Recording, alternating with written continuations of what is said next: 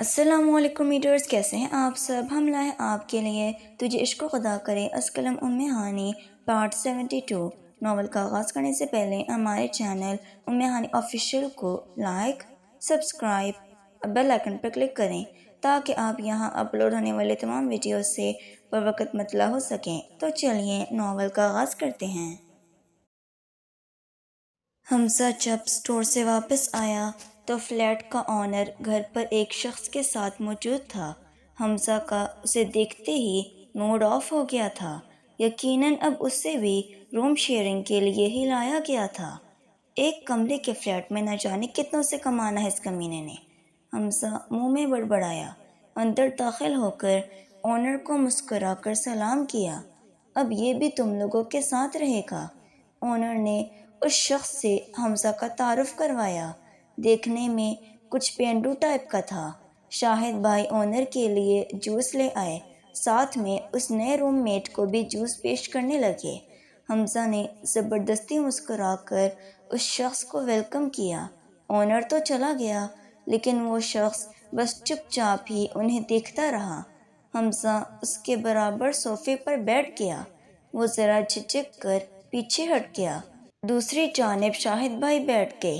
اب دونوں ہی اسے گھور گھور کر دیکھنے لگے۔ ہر بار حمزہ اور شاہد بھائی کا یہی رویہ ہوتا تھا، تیسرے آنے والے کو زیادہ دیر ٹکنے نہیں دیتے تھے۔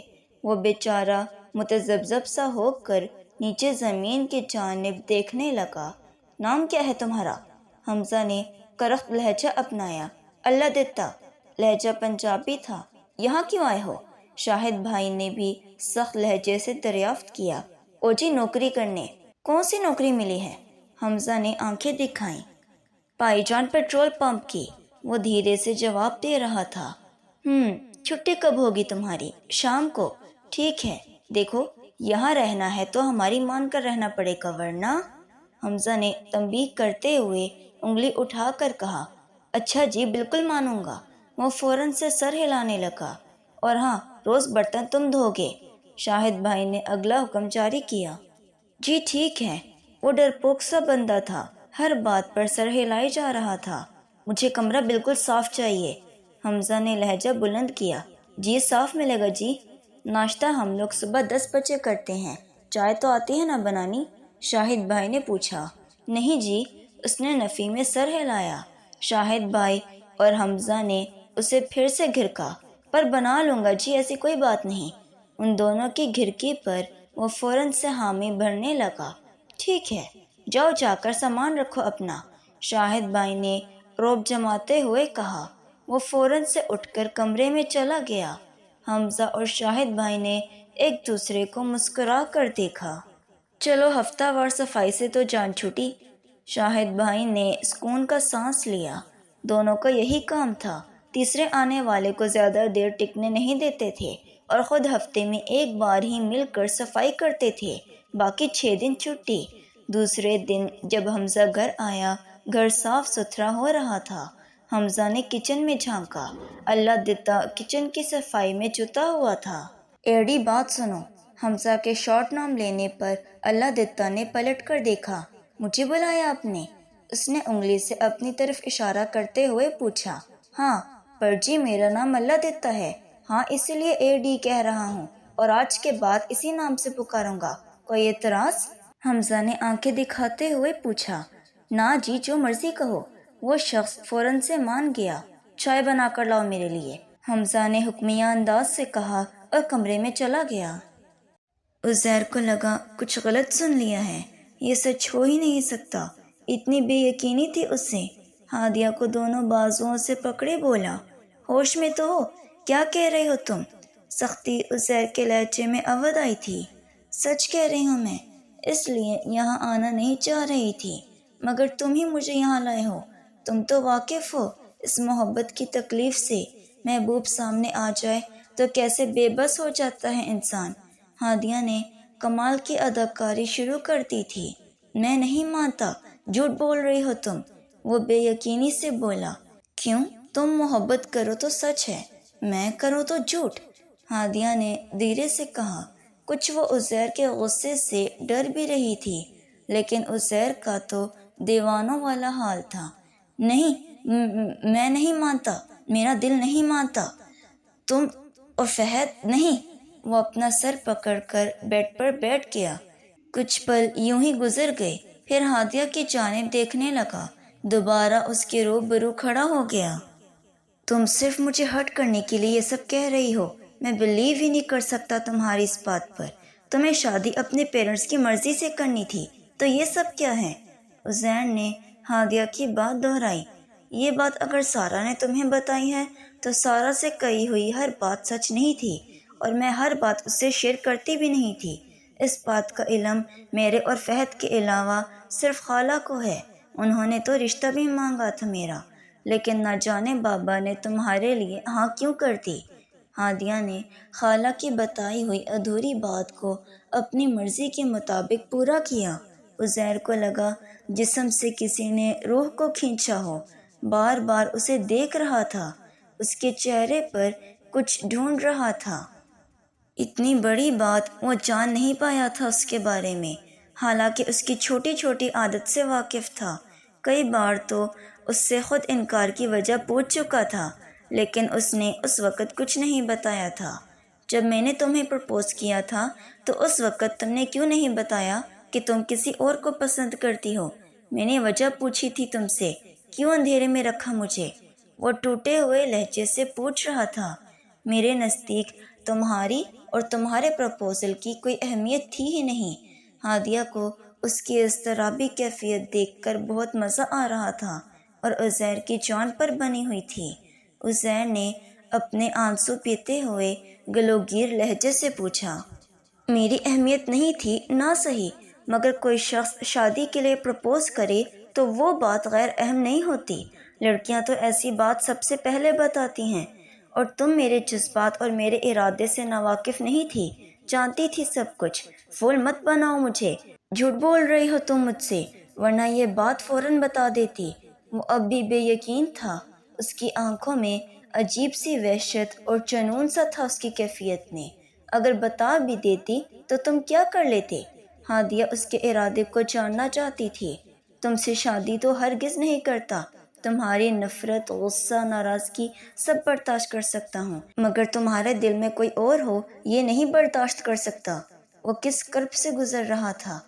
ڈر گئی تھی میں تم سے، تمہاری دھمکیوں سے۔ خالہ جلدی شادی کے حق میں نہیں تھی، فہد کو وقت چاہیے تھا، اور تم مجھے وقت دینے کے لیے تیار نہیں تھے، اس لیے تم سے جان چھڑانے کا میرے پاس کوئی دوسرا راستہ نہیں تھا۔ اس لیے میں نے سوچا تم سے پیچھا چھڑوانے کے لیے جس سے بھی شادی ہوتی ہے ہو جائے، بعد میں اسے سمجھا دوں گی، اور جب مناسب وقت ہوگا تو اس سے طلاق لے کر فہد سے شادی کر لوں گی۔ ہادیہ نے اپنی طرف سے کہانی بہت اچھی فٹ کی تھی۔ عزیر کی آنکھوں میں اب آنسو جھلملا رہے تھے، جنہیں وہ بڑے ضبط سے باہر نکلنے سے روکے ہوئے تھا۔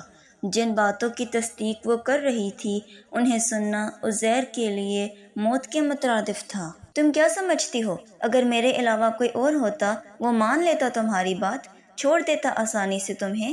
عزیر کو اس کی بات عجیب سی لگی۔ کیوں نہیں مانتا؟ کوئی بھی شخص اس عورت کو کبھی قبول نہیں کرتا جو کسی اور سے محبت کی دعوے دار ہو۔ عزیر اضطرابی کیفیت میں تھا، دماغ بالکل سائیں سائیں کر رہا تھا، لگ رہا تھا اس کا دل یہ بات ماننے کو تیار ہی نہیں تھا، بے یقینی سے ہادیہ کو دیکھ رہا تھا۔ ہادیہ نے بات کو آگے بڑھایا، فہد اب بھی مجھ سے شادی کرنے کو تیار ہے، تم اگر مجھے چھوڑ دو تو وہ اپنا لے گا مجھے، پلیز خدا کے لیے چھوڑ دو مجھے، میں تمہارے ساتھ خوش نہیں رہ سکتی، بہت محبت کرتی ہوں فہد سے۔ وہ بہت سنجیدگی سے کہہ رہی تھی۔ اب وہ بیڈ پر جھجکتے ہوئے عزیر کے برابر میں بیٹھ گئی۔ کیا اب بھی وہ تمہیں اپنانے کو تیار ہے؟ وہ تمہیں میرے حوالے سے کبھی تانے نہیں دے گا؟ عزیر پلٹ کر ہادیہ کی طرف دیکھتے ہوئے بولا۔ عزیر کو اس بات پر اب بھی یقین نہیں تھا کہ کوئی یوں اپنانے کو تیار ہو جائے گا۔ کہا نا بہت محبت کرتا ہے مجھ سے، تم نہیں جانتے، بالکل کریزی ہے میرے لیے، پھر لبرل سوچ رکھتا ہے، اس لیے اسے کوئی اعتراض نہیں ہے، صرف تم سے گھبرا رہا ہے۔ اگر تم مجھے چھوڑنے کا وعدہ کرو تو میں کہہ دوں گی فہد سے، پھر کوئی مسئلہ نہیں ہوگا، میں اس کے بغیر نہیں رہ سکتی، پلیز عزیر سوچو اس بارے میں۔ وہ بہت لجاجت سے بولی۔ ہادیہ کے منہ سے فہد کے لیے یہ سب سن کر عزیر نے اس کے چہرے سے نظریں ہٹا لیں۔ ٹھیک ہے تم جاؤ، میں سوچتا ہوں۔ عزیر کی آواز نہیں نکل رہی تھی، اپنا سانس رکتا ہوا محسوس ہو رہا تھا۔ ایسا تو اس نے خواب میں بھی نہیں سوچا تھا۔ تمہارا یہ احسان میں کبھی نہیں بھولوں گی، تھینک یو سو مچ۔ ہادیہ کے چہرے پر خوشی صاف نظر آ رہی تھی۔ وہ باہر چلی گئی۔ تو مجھے اپنے ساتھ زبردستی باندھنا چاہتے تھے تم؟ نہیں عزیر احمد، اتنا بھی آسان نہیں ہے تمہارے لیے کہ تم مجھے ہر مقابلے میں شکست کا مزہ چکھاؤ۔ ہادیہ نے دل ہی دل میں خود کو داد دی۔ اسے سامنے اپنی جیت نظر آ رہی تھی۔ مسکراتے ہوئے اس نے کمرے کا دروازہ بند کیا۔ عزیر لائٹ بند کر کے لیٹ گیا۔ اب بھی اسے لگ رہا تھا کہ ہادیہ کی بات میں کوئی سچائی نہیں ہے۔ فہد کو دیکھ کر ایک پل کے لیے بھی اسے یہ نہیں لگا کہ اسے ہادیہ کی شادی سے تکلیف ہوئی ہے یا وہ اس بات سے ہرٹ ہوا ہے۔ عام سا رویہ تھا اس کا۔ لیکن پھر ہوٹل میں ہونے والی ان دونوں کے مابین گفتگو یاد آنے لگی۔ ایسا کیوں کرنا چاہ رہی ہو تم؟ تمہاری شادی شدہ زندگی برباد ہو کر رہ جائے گی اگر انہیں ذرا بھی شک ہو گیا۔ فہد کی کہی ہوئی بات عزیر کے ذہن پر کوڑے برسا رہی تھی۔ میری لائف ہے، جو ہوتا ہے ہونے دو، بس میرا ساتھ دو۔ ہادیہ کی بات نے دل پر برچھا مارا تھا۔ نہیں نہیں، وہ ٹھیک کہہ رہی تھی، میں اس بات کو ایکسیپٹ ہی نہیں کرنا چاہ رہا۔ ہوٹل میں شاید وہ دونوں اسی بات پر الجھ رہے تھے۔ عزیر اب اس حقیقت کے لیے خود کو تیار کرنے لگا، ضبط کرنے کی کوشش کرنے لگا۔ یہ محبت اس کے لیے بہت بڑی آزمائش بنتی جا رہی تھی۔ کیسے چھوڑے اسے، کیسے، جسے اس نے چاہت کی انتہا تک چاہا ہے، اور اپنی ہی محبت کو کسی اور کا ہونے دے؟ یہ کیسے ممکن ہے؟ پھر اس کی فیملی، اس کے گھر والے اور طلاق، جو کہ ناممکن سی بات تھی۔ ہادیہ نے سکون کا سانس لیا۔ سب کچھ ویسا ہی ہو رہا تھا جیسا اس نے سوچا تھا۔ وہ ڈائننگ روم میں آئی تو فہد کھانے میں مصروف تھا۔ ہادیہ کو دیکھ کر گھورنے لگا۔ ہادیہ اس کی گھرکی کو نظر انداز کر کے اس کے سامنے والی کرسی پر بیٹھ گئی۔ وہاں تو تمہارے حلق سے ایک نوالہ نہیں اتر رہا تھا، یہاں بیٹھ کر کیسے ندیدوں کی طرح کھا رہے ہو؟ ہادیہ نے فہد سے کہا۔ امی اس سے بولیں، مجھ سے تو یہ بات ہی نہ کرے، جو یہ حرکتیں کرتی پھر رہی ہے، چوتے کھائے گی میاں سے بھی، سسرال والوں سے بھی۔ فہد کو ہادیہ کے یوں ہاتھ پکڑنے پر ابھی بھی غصہ تھا۔ ارے اللہ نہ کرے کسی کی کیا مجال جو میری بچی کو کچھ کہہ دے۔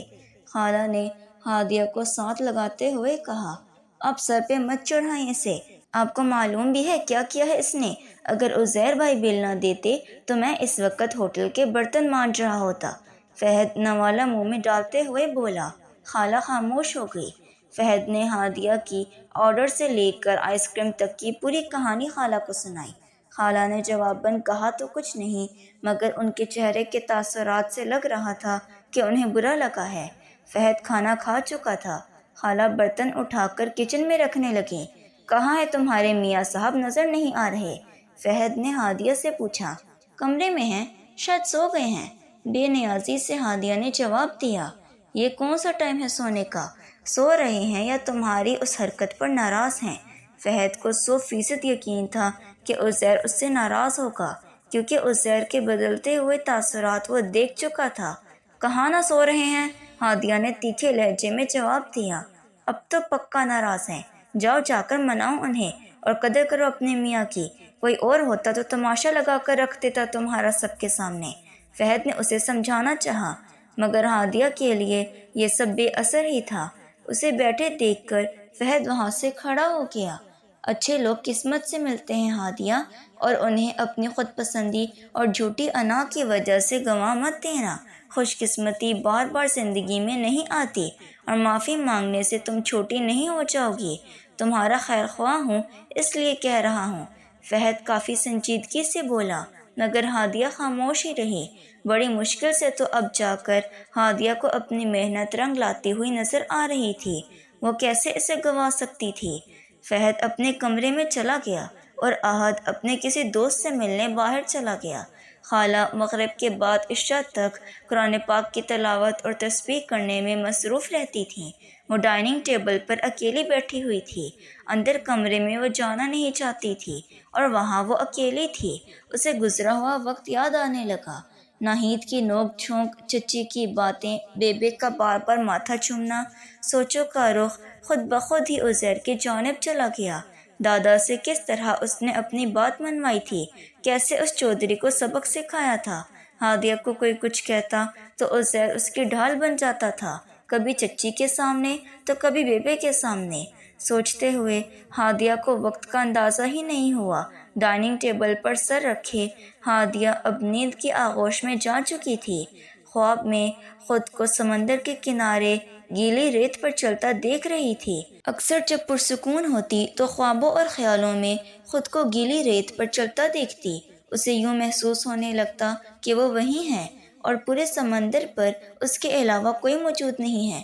وہ اکیلی اس گیلی ریت پر چل رہی ہے۔ آنکھیں بند کیے اس ٹھنڈی ریت پر پیر رکھتے ہوئے اسے اپنے پورے وجود میں ایک ٹھنڈک کا احساس ہو رہا تھا۔ چلتی ہوئی ٹھنڈی ہوائیں اسے فرحت دے رہی تھیں، لہروں کا شور اسے سکون بخش رہا تھا۔ کسی نے بہت نرمی سے اس کا ہاتھ تھام لیا تھا۔ اس نے مسکراتے ہوئے آنکھیں کھول لیں مگر ہاتھ پکڑنے والے کو نہیں دیکھا۔ عمیر کا ملازم آج چھٹی پر تھا اور وہ اپنی دکان پر آنے والی اس خاتون سے عاجز آ چکا تھا۔ یہ کوئی جوتے کا 20واں جوڑا تھا جو وہ ریجیکٹ کر چکی تھی۔ نہیں، یہ پہن کر اتنا نہیں ٹچ رہا، کوئی اور دکھائیں۔ پچھلے 1 گھنٹے سے وہ یہی ڈرامہ کر رہی تھی۔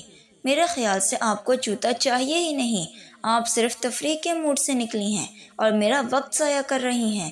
آپ یہاں سے جا سکتی ہیں، میں مزید کچھ نہیں دکھاؤں گا آپ کو۔ عمیر وہاں سے اٹھ کر کاؤنٹر پر آ گیا۔ وہ تنگ آ چکا تھا، پچھلے 1 گھنٹے سے کئی قسم کے جوتے دکھا چکا تھا مگر وہ پہن کر انکار کرتی چلی جا رہی تھی۔ ایسی بات نہیں ہے، چلے یہی والی دے دیں مگر ریٹ میں کم لگاؤں گی۔ عمیر کے بگڑے ہوئے انداز پر وہ مان گئی۔ عمیر نے غصے سے اسے دیکھا اور جوتا پیک کرنے لگا۔ جی تو ریڈرز، کیسی لگی آپ کو آج کے ایپیسوڈ؟ یہ ناول آپ کو کیسا لگ رہا ہے؟ اپنی رائے ضرور دیا کریں۔